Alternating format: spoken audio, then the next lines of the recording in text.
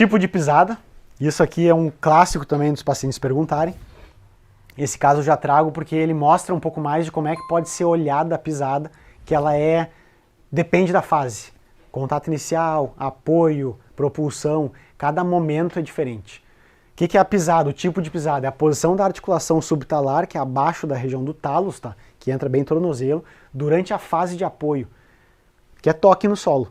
Contato inicial, apoio, e aí depois temos a propulsão. Tudo isso é fase de apoio. Pode ser neutra, pode ser pronada e ou supinada. Aquele e ou, já estou dizendo, pode ser tudo junto e normalmente é tudo junto.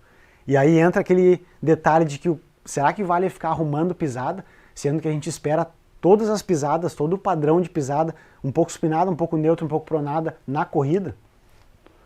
Variáveis relacionadas à pronação são as mais estudadas, porque é a hora mais problemática e lesiva, mas mesmo assim não tem consenso ainda. Os estudos ainda estão investigando, alguns mostram que mais pronação é pior, outros mostram que pouca pronação é pior, e aí a gente tem essa confusão. Sem contar que tem várias formas de pronação.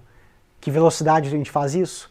Qual é a excursão desde o contato até o final? Qual é o pico dessa pronação, que a gente chama de eversão do tornozelo, uma análise mais em duas dimensões. Então tem um monte de coisa para analisar nisso ainda. Tá?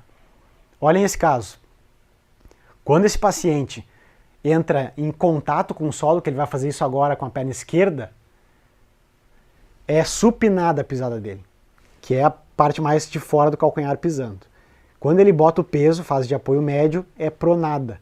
Depois, quando ele sai, que é a fase de propulsão, volta para supinada. E isso é normal. A gente tem uma tendência anatômica do pé entrar com a parte mais de fora do calcanhar. Não à toa vocês gastam mais, falando para os corredores, essa parte de fora. Não está errado. Isso é por uma questão de atrito. A hora que a gente mais tem uma força de atrito é a hora que a gente toca no solo. Depois, quando a gente bota peso no pé, ele tem que virar para dentro. Pronação é um mecanismo de absorção de força de reação do solo. A gente precisa amortecer essa carga de alguma forma, pronação está aí para isso. No final, por uma questão muito de vantagem muscular também, a gente volta para a supinação. O pé já faz o movimento de contato inicial, ele faz também no final. Então vai acontecer, ou vão acontecer, praticamente todos os tipos de pisada. Quando que pode ser um problema? Quando a pessoa não prona nada, ou quando ela não supina nada, ela está sempre com o pé virado.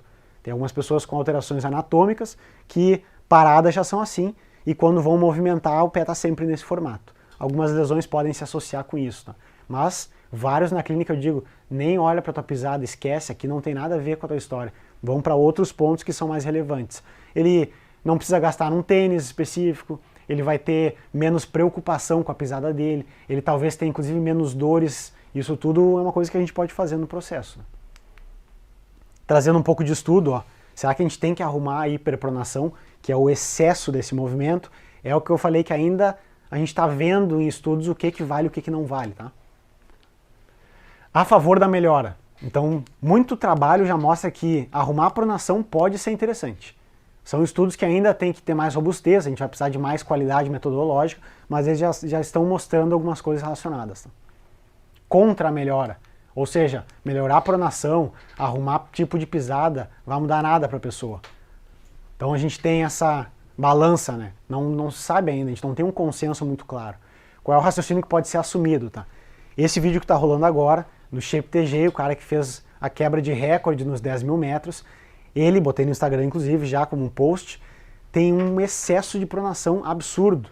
Vem por uma questão de calçado, vem uma questão também de inclinação do corpo na hora de fazer curva na pista, mas ele tem esse padrão. Investiguei corridas anteriores e isso é dele. Aí um monte de gente veio falar que tem que arrumar isso aqui porque senão ele não vai perder gás, vai perder energia, ele vai sobrecarregar os tendões, ele vai ter canelite, ele vai não ter desempenho.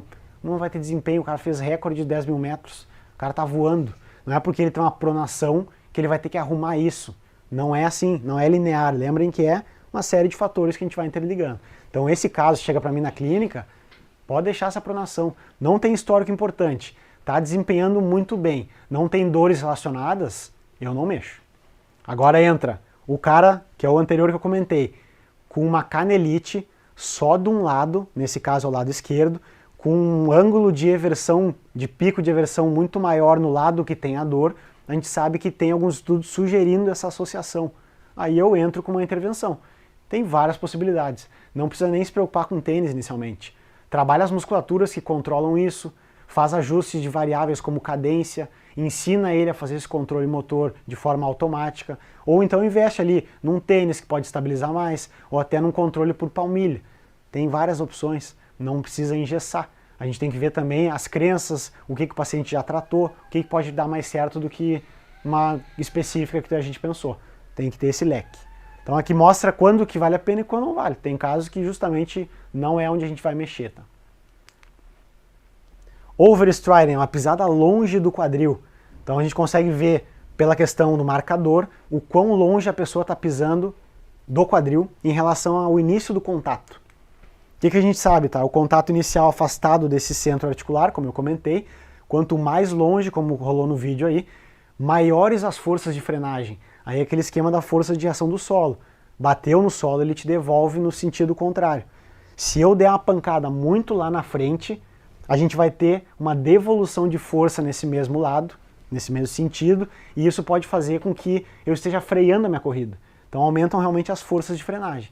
A gente tem um estudo legal que mostrou realmente isso, que ter esse, normalmente está ligado com cadência, tá? Mas um excesso de comprimento do passo, principalmente para frente, faz a gente gastar mais energia com essas forças de frenagem, e isso pode ser ajustado por esse tipo de análise. Aí eu trouxe até o exemplo desse caso mesmo, que é um menino jogador de futebol de base, lesões subsequentes na região posterior da coxa, se eu não me engano teve umas 4, e a gente consegue analisar por vários frames que ele tem um padrão assimétrico no overstriding. Quando ele pisa com a direita, é 18,6 centímetros em relação ao centro do quadril, quando ele pisou com a esquerda é em torno de 16,2. Então a força de frenagem dele no lado direito vai ser sempre maior. E quem é um músculo que vai ter que trabalhar muito nesse momento para aproximar aqueles eixos do corpo da força do solo, glúteo máximo, glúteo médio, isquiotibiais. Então é uma boa explicação de por que ele se lesiona. E não é que ele tem que diminuir o comprimento do passo, só que ele tem que aumentar para trás. O para frente pode ser um problema. Muita gente quer buscar velocidade indo mais à frente. Se a gente fizer isso empurrando mais, mas com aquela força mais elástica, a coisa pode ser bem diferente.